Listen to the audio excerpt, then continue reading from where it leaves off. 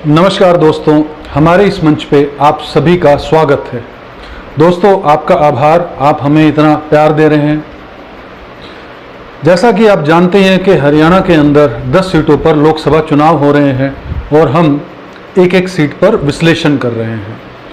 आज हम बात करेंगे गुरुग्राम लोकसभा की, जिसको गुड़गांवा भी कहा जाता था और कहा जाता है। दोस्तों, अगर गुरुग्राम लोकसभा की हम बात करें तो गुरुग्राम लोकसभा के अंदर पूरा गुड़गांवा है, पूरा का पूरा मेवात डिस्ट्रिक्ट है और कुछ पार्ट जो है वो रेवाड़ी का भी शामिल किया गया है। इसको मिलाकर जो है गुरुग्राम लोकसभा बनी है। अगर हम बात करें यहाँ पर कॉन्स्टिट्यूएंसीज की, तो गुरुग्राम लोकसभा में जो कॉन्स्टिट्यूएंसीज आती हैं, बावल आती है, रेवाड़ी आती है, पटौदी आती है, बादशाहपुर आती है, गुड़गांवा आती है, सोहना आती है, नूह आती है, फिरोजपुर, जिरका आती है और पुन्हाना आती है। ये सभी विधानसभा की सीटें जो हैं वो गुरुग्राम लोकसभा में आती है। अब बात करते हैं यहाँ के लिटरेसी रेट की। तो लिटरेसी रेट में 100 में से 62.26% लोग जो हैं पढ़े लिखे हैं। मतलब अंदाजा 62 से 63 लोग जो हैं 100 में से इस कॉन्स्टिट्यूंसी में पढ़े लिखे हैं। अगर हम बात करें पॉपुलेशन की, तो यहाँ पर मुस्लिम पॉपुलेशन जो है वो 28.62% है। मतलब अगर कहें तो 29% पॉपुलेशन जो है वो मुस्लिम है। पूरी की पूरी लोकसभा जो है वो मुस्लिम बहुल है। अगर हम बात करें एससी की, तो 12.64% जो है यहाँ पर एससी हैं। और अगर बात करें सिखों की, तो 0.51% यहाँ पर सिख हैं।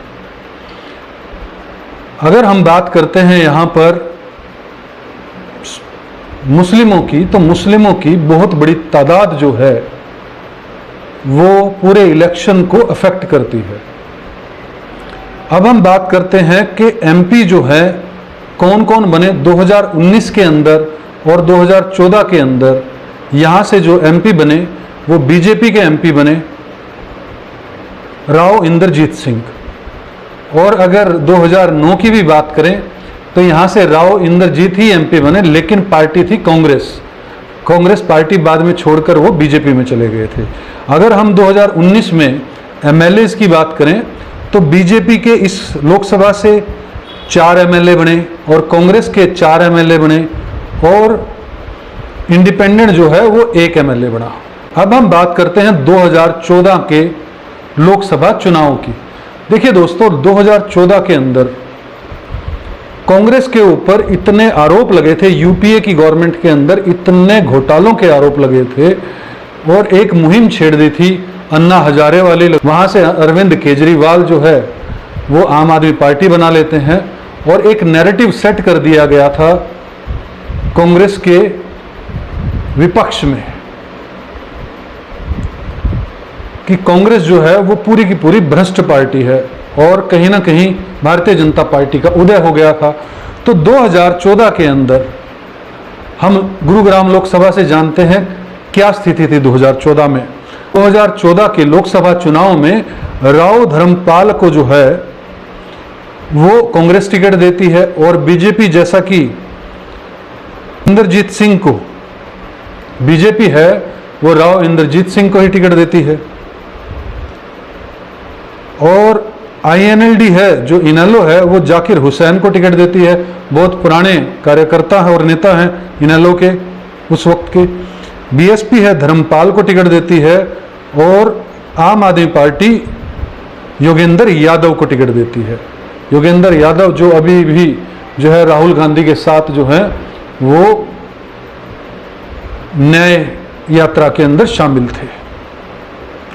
अगर हम बात करें वोट परसेंटेज की, तो कांग्रेस को 2014 के लोकसभा चुनाव में 1,33,697 वोट मिलते हैं।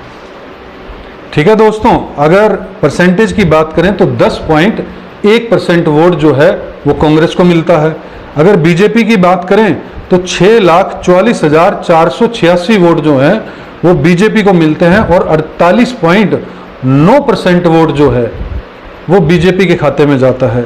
वहीं अगर इनेलो की बात करें, 3,70,052 वोट जो हैं वो इंडियन नेशनल लोक दल को मिलते हैं और 28.1% का परसेंटेज होता है।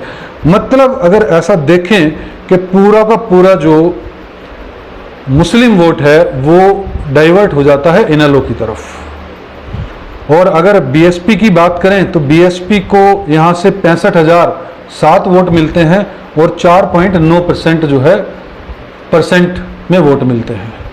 अगर आम आदमी पार्टी की बात करें तो 79,442 वोट जो हैं आम आदमी पार्टी के कैंडिडेट को मिलते हैं और परसेंटेज में कहें तो 6% वोट टोटल मिलते हैं आम आदमी पार्टी को। ये थे 2014 का लेखा जोखा। यहाँ से नरेंद्र मोदी पूरे के पूरे भारत के अंदर एक प्रमुख तौर पर ताकतवर नेता के रूप में उभरते हैं और भारतीय जनता पार्टी की सरकार बन जाती है। अब बात करते हैं 2019 की। 2019 के अंदर जब लोकसभा चुनाव हुए तब किस पार्टी की क्या स्थिति है इसको जानते हैं। कांग्रेस जो है वो कैप्टन अजय यादव को टिकट देती है और बीजेपी जो है राव इंद्रजीत सिंह को ही टिकट देती है और इनेलो जो है वो वीरेंद्र राणा को टिकट देती है अब की बार, और बीएसपी है वो रईस अहमद को टिकट देती है। बीएसपी जो है वो मुस्लिम कार्ड खेलती है यहाँ पर।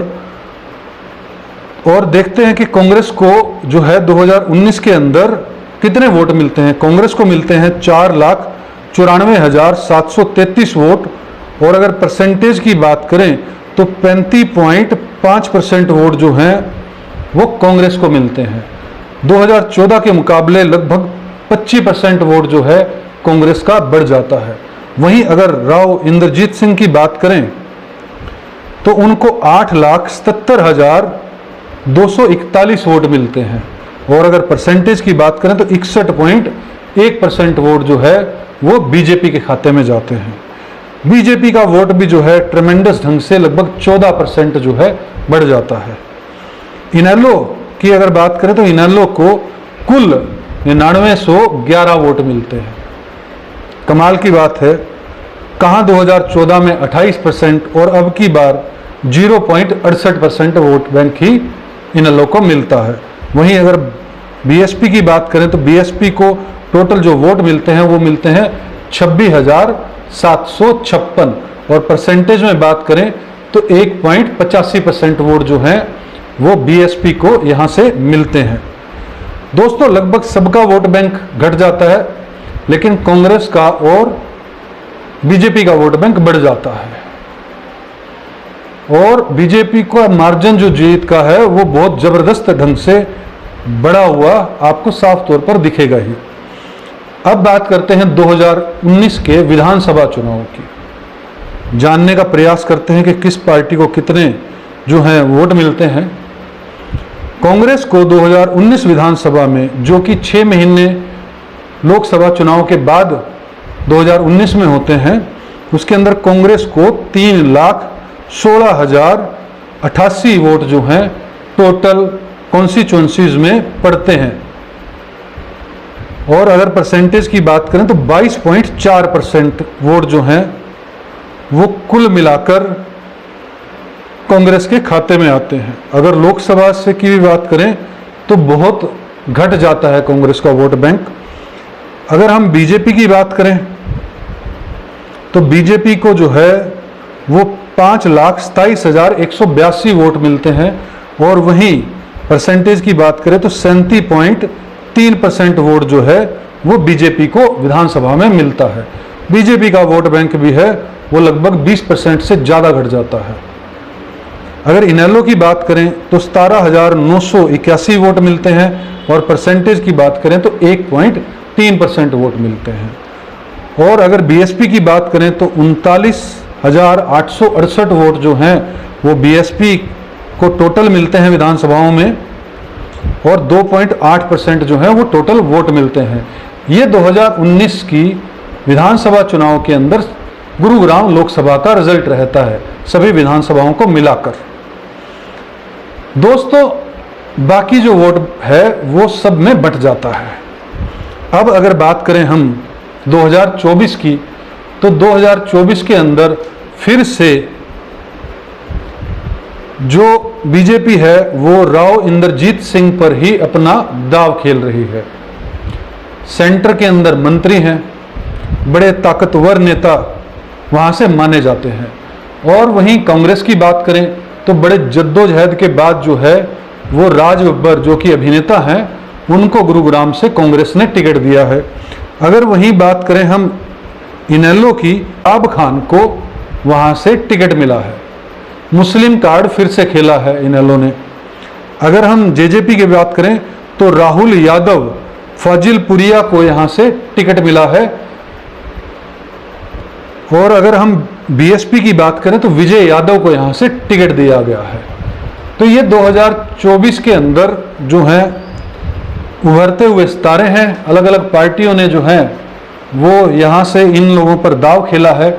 लेकिन मुख्य बात करें अगर हम, तो साफ साफ तौर पर जो जंग होगी, जो चुनाव के अंदर टक्कर होगी, वो कांग्रेस और बीजेपी के अंदर ही होगी। लेकिन अगर इनेलो का वोट बैंक वापस से 2014 की तरह रिपीट करता है, जैसे 28% उस वक्त था, तो जंग जो है वो तिकोनी भी हो सकती है। तो अगर हम एस्टिमेट लगाएं 2019 लोकसभा और विधानसभा में, तो कहीं ना कहीं कांग्रेस का वोट बैंक भी टूटा और कहीं ना कहीं जो है बीजेपी का वोट बैंक भी टूटा है। तो तिकोना मुकाबला भी यहां पर देखने को मिल सकता है। जेजेपी का जो है वो जनाधार जो है वो अब की बार यहां पर देखने को नहीं मिलेगा, ऐसा साफ तौर पर दिखता है। और जिस तरह से इनेलो ने मुस्लिम कार्ड खेला है यहां से, और मुस्लिमों की यहां पर 28-29% वोट भी हैं, तो देखने वाली बात होगी तो मुस्लिम क्या अपना मन बनाते हैं, क्या वो इनेलो की तरफ चले जाते हैं। अगर इनेलो की तरफ ये जाएंगे तो कांग्रेस को बड़ी दिक्कतों का सामना करना पड़ेगा। बीएसपी के पास भी 2-3%, 4% वोट बैंक जाएगा, लेकिन लगभग बाकी बचा हुआ वोट बैंक जो है वो बीजेपी और कांग्रेस में बटेगा। अगर गुरुग्राम के अंदर मुस्लिम वोट बैंक जो है वो डाइवर्ट हो जाता है कांग्रेस की तरफ, तो कांग्रेस जो है वो बहुत मजबूती से भारतीय जनता पार्टी को टक्कर देगी। उसका कारण है भारतीय जनता पार्टी की मोदी लहर जो है वो जनता के बीच से गायब है। दूसरा, मुस्लिम जो हैं वो कहीं ना कहीं सभी पार्टियों का खेल समझ चुके हैं कि ये वोट बांटने का काम ही करती हैं। और अगर इनेलो की बात करें, क्योंकि इनेलो का जनाधार पूरी तरह से पूरे हरियाणा से समाप्त हो गया था, तो इनेलो पर भी कितना विश्वास मुस्लिम वोट बैंक करेगा, ये लगता नहीं है कि इनेलो पर विश्वास दिखाएगा पूरा मुस्लिम समुदाय। और मुस्लिम समुदाय अब की बार एकजुट होकर वोट करने की ठान चुका है। तो अगर 25% वोट बैंक जो है वो कांग्रेस की तरफ शिफ्ट हो गया, तो 20 और 25 और 5-7% अगर एससी का मिला लिया जाए तो लगभग 50 से 52% जो है वोट बैंक जो है वो कांग्रेस के पास जा सकता है। और अगर इतना वोट बैंक कांग्रेस के पास जाएगा तो ये बात मानकर चलिएगा कि बहुत जबरदस्त जो टक्कर है वो कांग्रेस यहां पर बीजेपी को देगी। अगर हम डाटों पर देखें तो साफ तौर पर बीजेपी की सीट जो है यहां पर बहुत मजबूत है। राव इंद्रजीत सिंह जो हैं वो कांग्रेस से ही निकले हुए स्टार हैं, तो उनकी जो पकड़ है वो बहुत मजबूत है, उनका जो वोट बैंक है वो बहुत मजबूत है। अगर वो वोट बैंक को अपने साथ रख पाए तो वो भी लगभग 40% से लेकर और 55-60% के बीच में जा सकते हैं, लेकिन 40% से 45% के बीच भी रह सकते हैं। तो देखने को ये मिलता है दोस्तों साफ तौर पर कि पूरी जबरदस्त मशक्कत होगी, पूरी जंग होगी दोनों कैंडिडेट्स के बीच में, दोनों पार्टियों के बीच में। वहीं कांग्रेस जो है वो एक नैरेटिव सेट कर चुकी है मुस्लिमों के बीच में और एससी और ओबीसी के बीच में कि संविधान को तोड़ देंगे। ये संविधान को तोड़ने वाला जो कांग्रेस का नैरेटिव है, जो कि कहीं ना कहीं बीजेपी ने ही इसको हवा दी है, वो रूट तक जनता के बीच जा चुका है।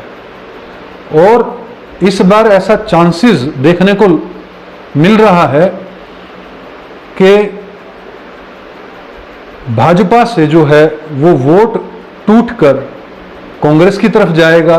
दूसरा, भाजपा का ही जो वोट बैंक है, जो प्रधानमंत्री मोदी ने जो उम्मीदें दी थी वो 10 साल में जिनकी टूट गई हैं, लेकिन वो अगेंस्ट वोट नहीं करेंगे, वो वोट देने नहीं जाएगा।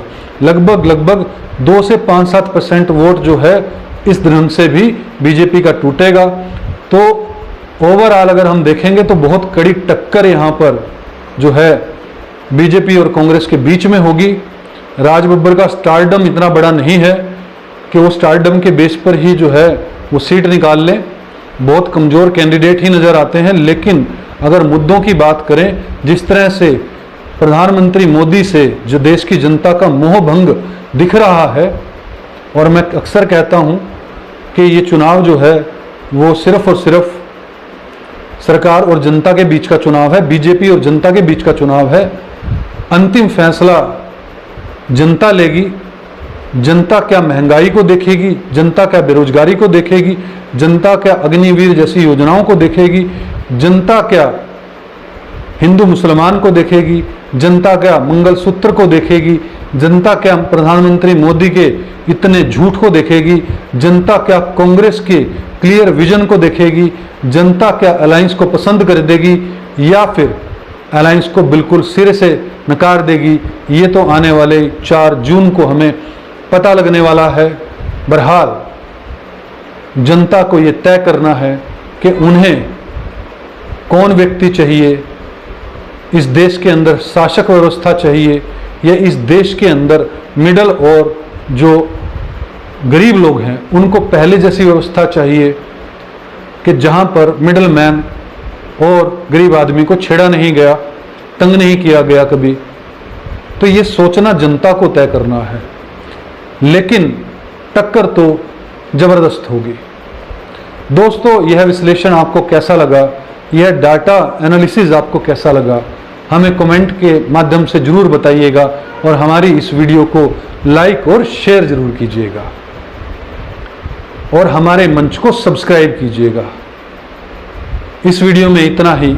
जय हिंद, जय भारत।